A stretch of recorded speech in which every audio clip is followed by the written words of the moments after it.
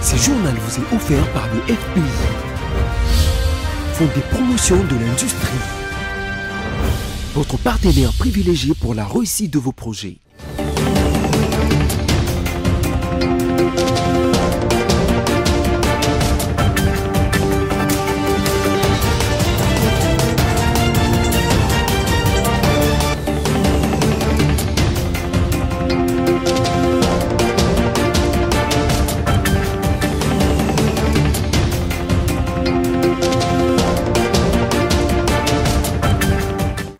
Édition du journal sur BSC Télévision. Mesdames, Messieurs, bienvenue, les sommaires.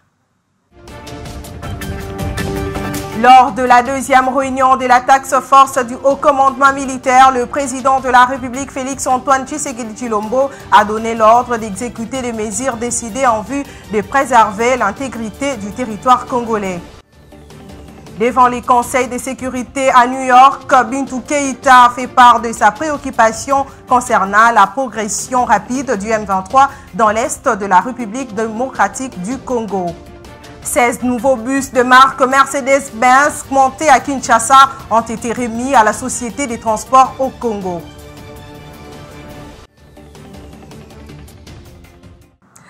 Mesdames et messieurs, bonsoir. Le président de la République, Félix-Antoine Tshisekedi, a présidé la deuxième réunion de la task force du haut commandement militaire le lundi 8 juillet 2024 au palais présidentiel de Mongaliema pour donner des nouvelles instructions au haut commandement militaire. Cette réunion a succédé à celle du vendredi 5 juillet 2024. Regardez.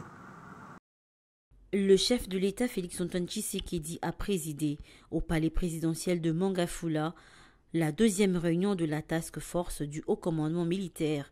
Cette réunion succédait à celle du vendredi 5 juillet dernier. Outre le haut commandement militaire, cette rencontre a réuni le vice-premier ministre chargé de la Défense, le ministre des Finances, le directeur de cabinet du président, les responsables des services de sécurité et certains conseillers du chef de l'État pour évaluer la situation militaire et sécuritaire dans l'est de la République démocratique du Congo. Au cours de cette réunion, le commandant suprême des forces armées de la République démocratique du Congo FARDC et de la police nationale a défini les orientations à suivre et a donné l'ordre au haut commandement militaire d'exécuter les mesures décidées pour préserver l'intégrité territoriale de la RDC.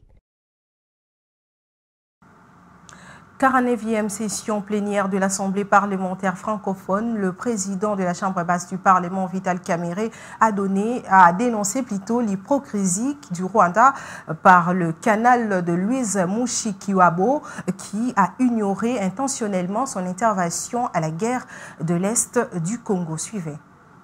Pour préciser une chose, je regrette que la délégation de la RDC soit parmi les plus faibles, la plus forte. Nous sommes au total 8 députés et 2 sénateurs. Au moment où les pays hôtes font la quarantaine, la France au moins 40. Ce qui fait que deux commissions ont connu l'absence des délégués de la République démocratique du Congo, puisqu'ils ne peuvent prendre part aux travaux que des députés ou des sénateurs. Ceci dit, nous n'avons pas encore donner notre message au niveau de la tribune, mais nous avons commencé la diplomatie parlementaire. Quand nous avons fini cet échange avec la presse, nous avons rencontré le président des assemblées nationales et du Sénat et l'Afrique pour avoir une stratégie commune en ce qui concerne la diplomatie parlementaire, parce que pour nous, l'Afrique doit aimer l'Afrique. Nous devons éviter l'hypocrisie au moment où nous savons que des pays africains voisins de la République démocratique du Congo sont sur le territoire congolais avec leurs troupes et les lances missiles, comme on l'a dit ce matin sur RFI, avec des armes sophistiquées. Rien que les dernières interventions de ces armées qui soutiennent le mouvement terroriste de M23 ont fait des dégâts évalués par les experts des Nations Unies de plus de 500 000 personnes.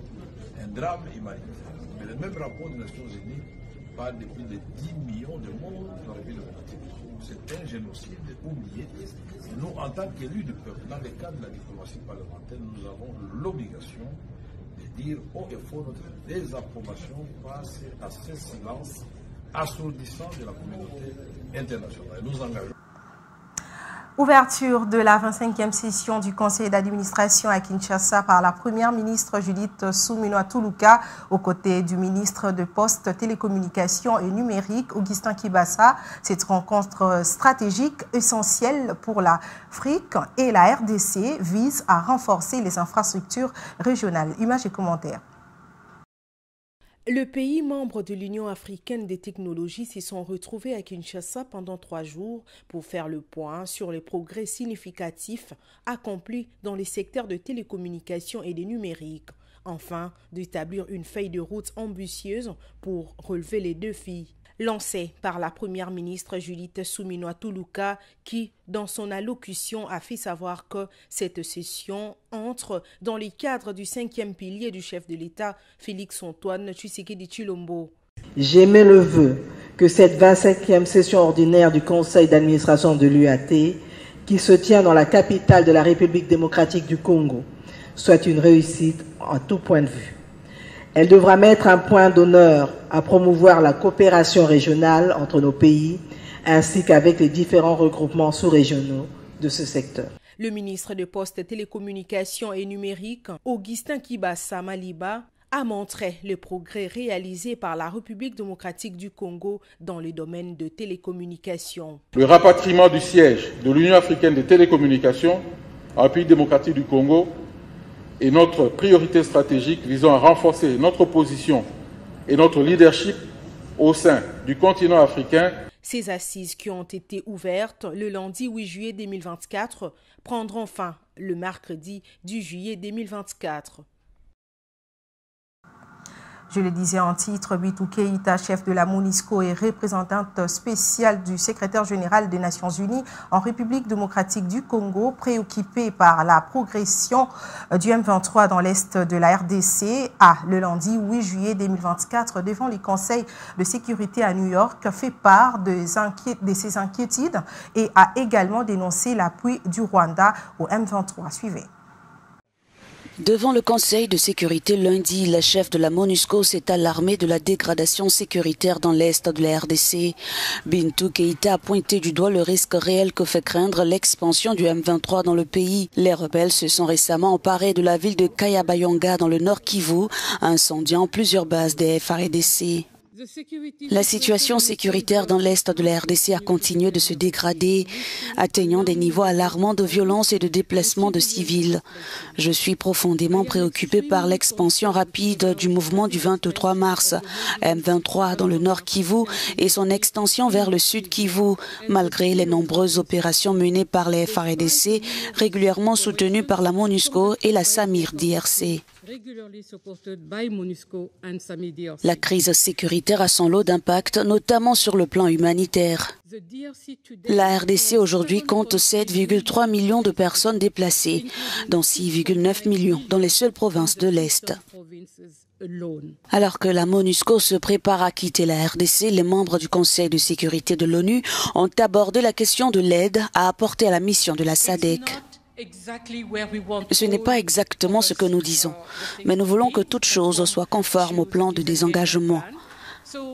Ainsi, nous prendrons le temps de consolider ce qui a été accompli dans le sud Kivu, avec l'assurance que le gouvernement va continuer à renforcer ses capacités, notamment en déployant les forces de sécurité.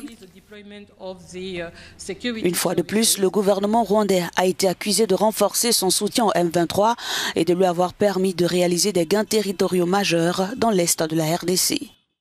On évolue dans ces journaux. La République démocratique du Congo a réaffirmé sa position ferme sur les discussions avec le Rwanda, soulignant qu'aucune rencontre n'aura lieu en dehors du cadre du processus de Luanda. Cette déclaration a été faite par la ministre d'État en charge des Affaires étrangères, Thérèse Kayikwamba, lors d'un briefing presse co-animé avec le porte-parole du gouvernement, Patrick Mouyaya. Je vous propose de suivre dans cet extrait choisi par Isaac Bopima. La communication un peu hâtive de mon homologue rwandais a créé l'impression qu'il s'agissait de toute autre chose. Non, c'était des discussions très larges sur la East African Community. Encore une fois, une retraite et pas un cadre ou une instance décisionnelle. Ce qui était vraiment malheureux, encore une fois, c'est le fait que cette communication de mon homologue rwandais ait créé l'impression que nous avions pris quelconque engagement. Nous sommes allés à Zanzibar, d'abord avec de bonnes intentions, des intentions fraternelles vis-à-vis des pays frères que nous allions rencontrer. Et nous sommes allés avec un message clair, une position claire qui a toujours été la nôtre. Les discussions sur l'Est de la RDC ont un cadre et un seul cadre unique, c'est le processus de Luanda. Un processus qui a été mandaté par l'Union africaine, un processus qui a reçu l'aval du Conseil de sécurité des Nations Unies. Donc, si le Rwanda estime que le cadre d'une retraite entre ministres, qui n'est pas une instance décisionnelle de la East African Community, est le cadre pour réfléchir sur comment continuer ces discussions, s'ils s'aventurent à spéculer, ça c'est leur problème. Nous avons été clairs et nous restons clairs. Nous reverrons le Rwanda uniquement et seulement à Luanda. Je le disais en titre, le partenariat entre le gouvernement et la Société suprême automobile va bon train. C'est dans ce cadre que l'établissement public de transport au Congo, Transco, a été doté d'un lot de 16 nouveaux bus de marque Mercedes-Benz montés à Kinshasa. Patricia Bomolo nous en dit plus.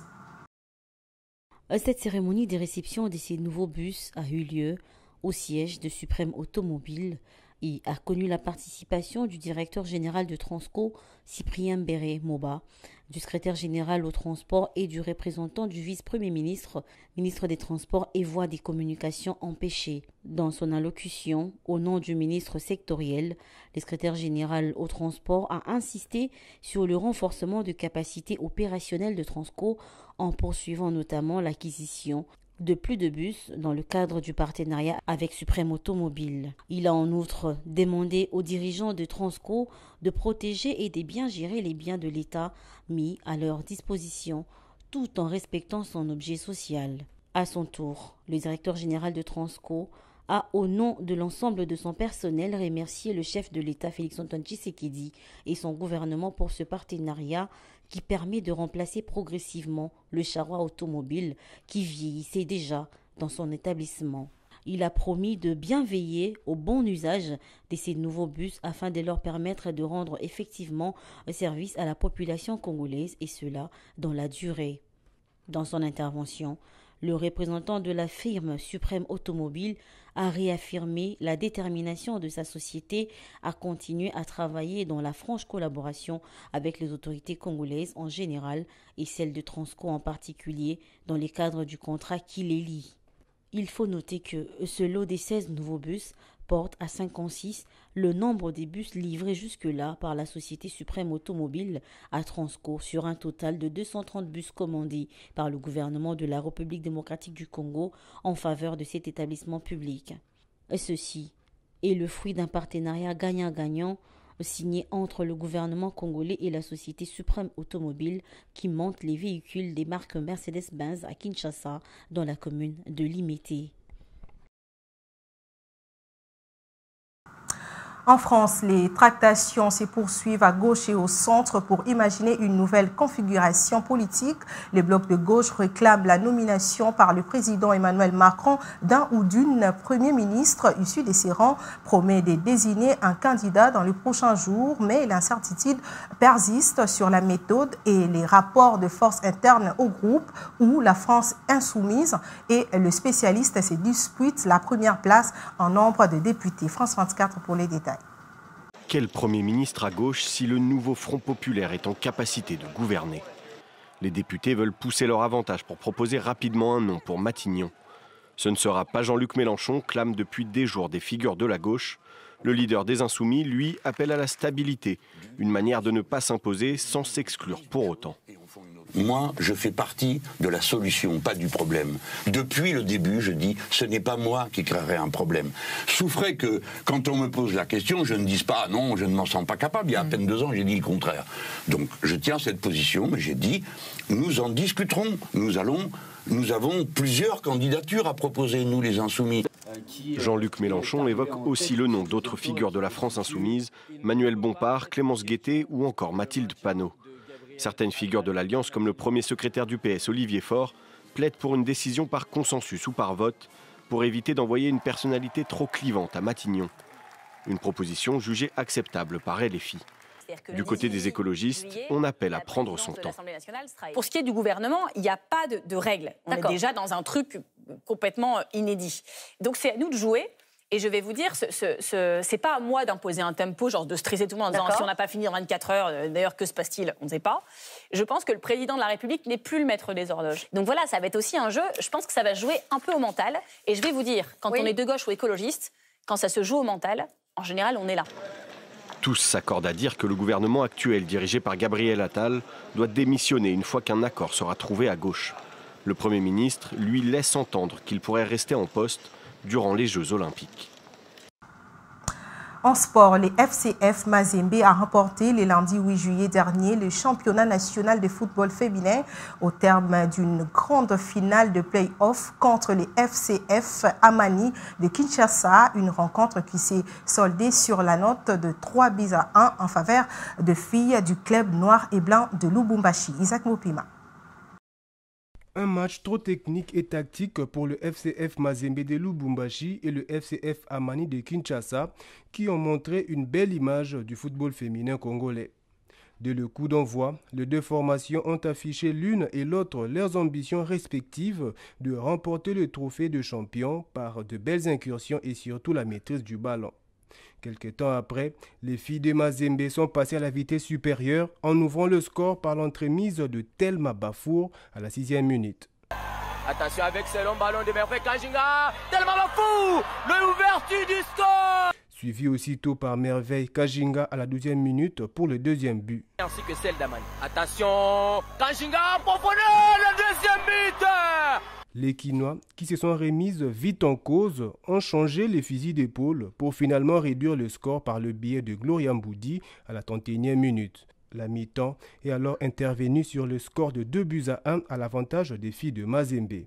Au retour des vestiaires, l'équipe de Mazembe a multiplié les assauts dans le camp de son adversaire et a réussi un 3e but grâce à Merveille Kajinga qui a signé ainsi un doublé personnel. Avec cette victoire, le FCF Mazembe a donc conservé le titre de la Coupe du Congo du football féminin, remporté en 2023 par 9-0 face à Bweremana de Massissi de la province du Nord Kivu, après son premier titre national glané en 2022 devant Bikira de Kinshasa par 3-1 au stade de Martyr. On en est au rappel de principaux titres à présent.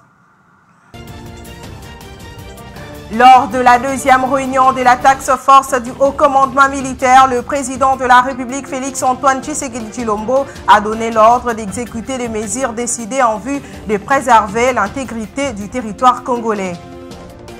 Devant les conseils de sécurité à New York, Bintou Keïta a fait part de sa préoccupation concernant la progression rapide du M23 dans l'est de la République démocratique du Congo.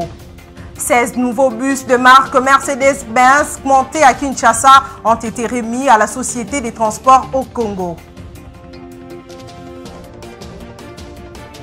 Ce journal est terminé, messieurs, dames. Merci de l'avoir suivi. Portez-vous bien et à la prochaine.